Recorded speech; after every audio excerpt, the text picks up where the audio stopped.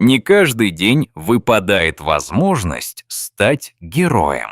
Когда Дженни Хэнинен отправилась из Пиперстаунского эквестриума в Си-Пойнт-Бич на конную прогулку с друзьями и гидом в Драхеде, графство Лаут в Ирландии, она и понятия не имела, что сегодня ей предстоит спасти не одну, а две жизни. Но прежде чем мы начнем нашу историю, нажмите кнопку «Мне нравится». Не забудьте подписаться и нажать на колокольчик уведомлений, чтобы не пропустить ни одной новой истории.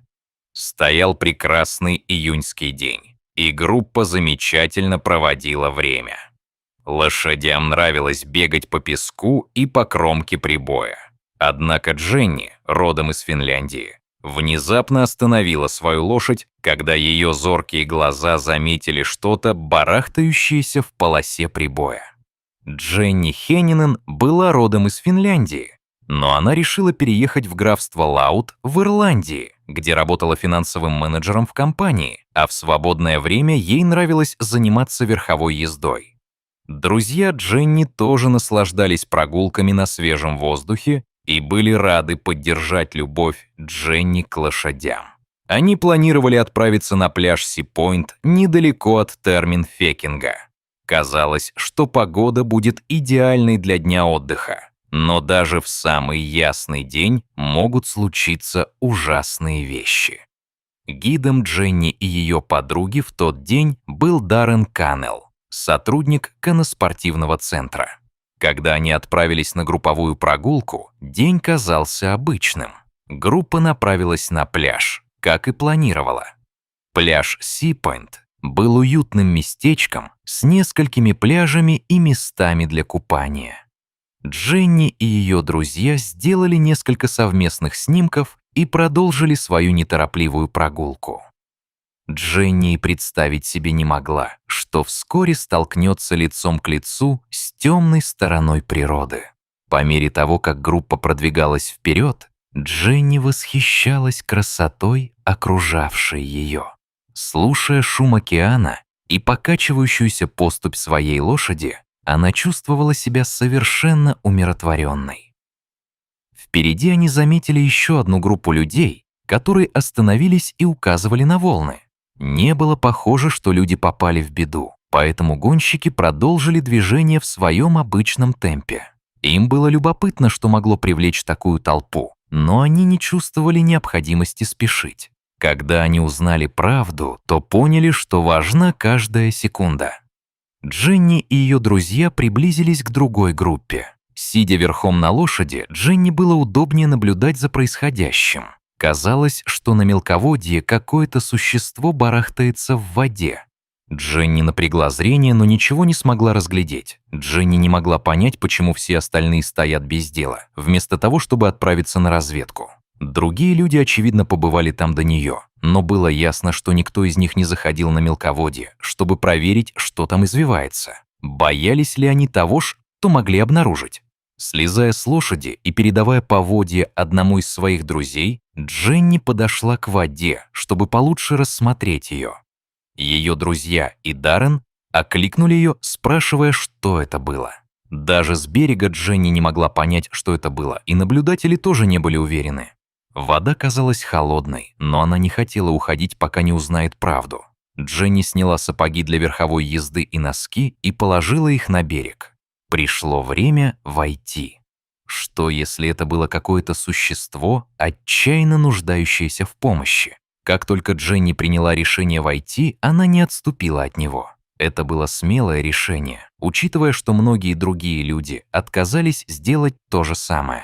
В июне высокие температуры в Ирландии колебались от 16 до 19 градусов по Цельсию. Чувствовалось, что океан замерзает. Стоя почти по пояс в холодной воде на восточном побережье Ирландии, Дженни смогла лучше разглядеть фигуру, которая привлекла так много внимания зевак на пляже. Вблизи он оказался больше, чем она ожидала, и почти такой же длины, как она сама. Она увидела одинокий плавник, торчащий из его спины. Дженни оглянулась на берег. Все были так далеко, что, возможно, не услышали ее из-за шума волн.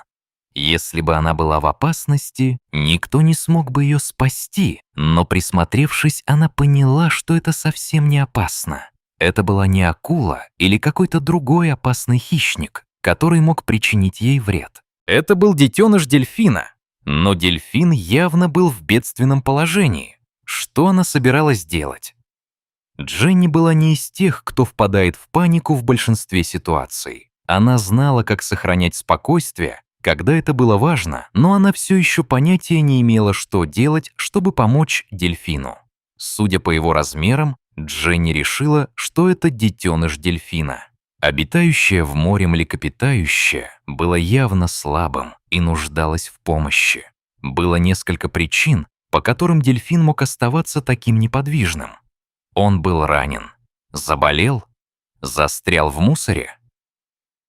Дженни огляделась в поисках подсказок, что делать. Несмотря ни на что, было ясно, что дельфин в серьезной опасности. Будучи иммигранткой в Ирландию, Дженни не задумывалась о смертельно опасных отливах на пляже Си-Пойнт. Во время отлива на мелководье открывался обширный участок пляжа, который иногда обнажался. Потратив минуту на изучение ситуации, Дженни поняла, что дельфин, должно быть, выбросился на берег во время отлива. Несмотря на то, что это был детеныш, дельфин казался тяжелым. Дженни боялась повредить его нежные плавники или перегрузить его, когда он и так уже страдал. Глядя на испуганное животное, Дженни задавалась вопросом, хватит ли у нее сил спасти жизнь. Прежде чем Дженни успела усомниться в себе, она начала действовать. Как человек, любящий природу и активный образ жизни, например, верховую езду, Дженни знала, что физически она в хорошей форме. У нее не было времени позвать на помощь. Дельфин рассчитывал на нее. Вернувшись на берег, Даррен начал снимать, как она спасает дельфина. Он понятия не имел, что то, что он снимал, было только началом. Дженни знала, что ей нужно действовать быстро, чтобы молодой дельфин как можно меньше пострадал. Она чувствовала, что ожидание может привести к риску для жизни дельфина. Стараясь быть как можно осторожнее, Дженни взяла маленького дельфина на руки и отошла на более глубокую глубину. Она знала, что дельфин не может долго находиться на солнце. Дельфин оказался крупнее, чем Дженни думала, и она вдруг испугалась, что совершила ошибку, пытаясь унести малыша в безопасное место. Ее руки ослабли, оставалось пройти всего несколько метров. Затем, сильно взмахнув хвостом, дельфин быстро уплыл обратно в морскую пучину, спеша воссоединиться со своей семьей. Дженни и зрители радостно зааплодировали, с облегчением увидев, что малыш остался цел и невредим. Однако Дженни промокла насквозь, и температура ее тела снижалась. Она все больше беспокоилась о том, что может заболеть от переохлаждения. Горячее питье или полеживание в ванне помогли бы ей согреться. Она начала возвращаться к берегу, но что-то остановило ее, прежде чем она смогла добраться туда. Ожидая возвращения на пляж к своим друзьям, Дженни с удивлением увидела, что еще один молодой дельфин оказался на мели таким же образом, как и первый. Она выразила свое удивление своим друзьям, ожидавшим на пляже. Дженни задумалась, не родственники ли дельфины? Дельфины, которые хорошо известны как дружелюбные, игривые и озорные существа, путешествуют группами, называемыми стайками, в которые могут входить сотни животных. Дженни снова собралась с духом. Это было нелегко, но Дженни удалось вытащить в море и другого дельфина. Она огляделась, но поблизости не было видно других дельфинов. Это был невероятный опыт, и она была счастлива, что смогла помочь. Дженни вернулась на берег и почувствовала облегчение, снова оказавшись на твердой земле. Прохожие были в восторге от того, что дельфины были спасены. Но Дженни недолго праздновала это событие. Она вернулась к группе, не подозревая, что Даррен снял видео, которое привлечет внимание тысяч людей. Дженни, ее друзья и Даррен быстро покинули пляж, как только Дженни была готова снова покататься. Ей нужно было обсохнуть и согреться. Им предстояло продолжить поездку в другой раз. Размышляя обо всем, что произошло, Дженни подумала, что в будущем у нее будет интересная история, которую она сможет рассказать друзьям. Хотя не каждый день случается, что кто-то спасает 2 дельфинов, это тоже не казалось шокирующим. В конце концов, в Ирландии было много дельфинов. Это должно было случиться. Дженни действительно понятия не имела, что скоро ее имя будет в заголовках газет. Дженни не только одна из лучших наших гонщиц, но и, как оказалось, отличный спасатель. Должно быть, это из-за ее финишной способности. Но правильно ли она поступила? Когда они вернулись в конноспортивный центр, Даррен показал всем видео, на котором Дженни спасает дельфинов. Они так гордились тем, какой смелой она была. Дженни вернулась домой и подумала, что вот-вот вернется к своей обычной жизни. Даррен, однако, хотел, чтобы весь мир узнал о том, что сделала Дженни. Конноспортивный центр опубликовал в Твиттере видео с подписью: «Когда я была моложе, я, возможно, и спасла бы пару птиц, но ничего подобного этому», — продолжила она.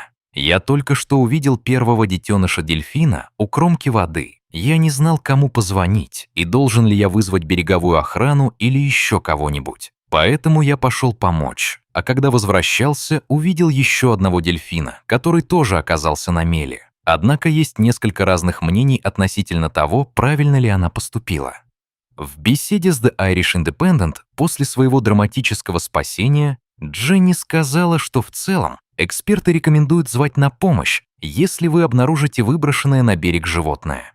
Квалифицированный персонал может позаботиться о том, чтобы выброшенное на берег животное не пострадало. Однако в случае с 2 дельфинами, вероятно, было лучше, если Дженни действовала так быстро, учитывая удаленность пляжа и состояние дельфинов. Есть несколько шуток о том, что Дженни следует заняться спасением животных, чтобы быть уверенной, что она делает все возможное, чтобы помочь животному миру, а не наоборот.